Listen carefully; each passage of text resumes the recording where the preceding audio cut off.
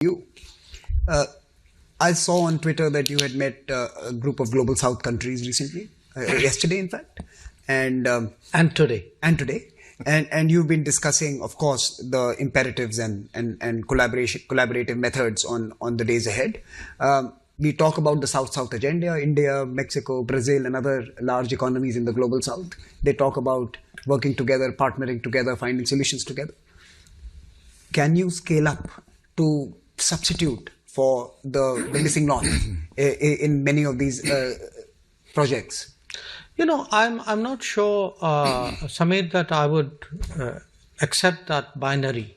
By the way, among the people I met were all my European counterparts as well.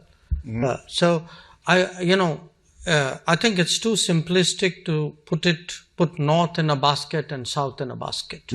And there are some countries which fit neither.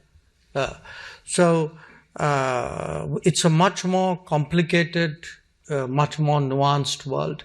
I think many of the concerns, for example, which I articulated are also concerns which are shared in Europe.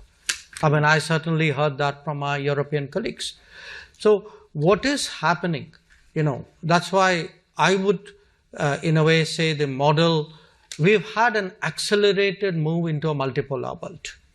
Okay, a multipolar world where actually the most important poles of the world are today driving multipolarity, not diluting it. You know, so many of these concerns, the search for new partners, more partners, bigger partners, more business, more options.